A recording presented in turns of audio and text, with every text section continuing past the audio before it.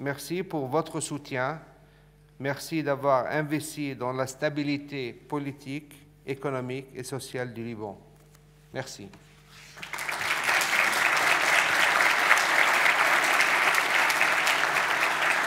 À l'heure où le Levant traverse sans doute un des pires moments de son histoire, avec la tragédie cruelle que connaît le peuple syrien, les incertitudes qui continuent d'entourer le conflit israélo-palestinien et les tensions autour des plus grandes puissances de la région, il est plus capital que jamais de préserver un bien précieux entre tous, celui d'un Liban pacifique, divers et harmonieux, votre pouvoir pour que ce modèle, par sa réussite, je suis sûr d'une chose, c'est que si nous cédons aux pressions de la région, si nous décidons en quelque sorte d'importer au Liban tous les conflits de la région et de laisser les déstabilisations voir jour ou s'accroître, alors nous aurons en quelque sorte coupé un chemin possible et nous aurons ajouté du malheur au malheur. Fait cruellement bégayer l'histoire.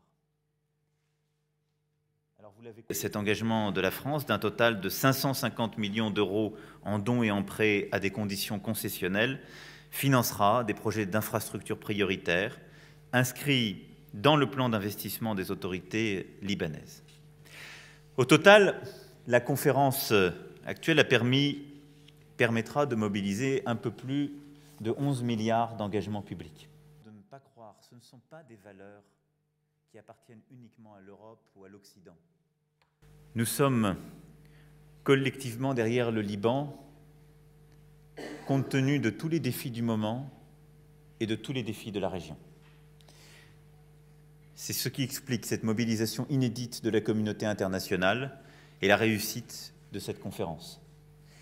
Mais c'est ce qui vous donne, et pardon de cela encore, une responsabilité tout aussi inédite.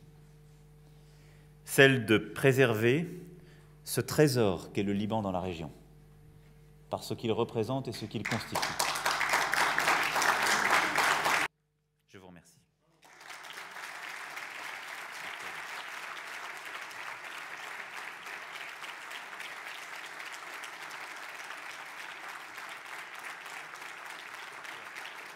Merci à vous.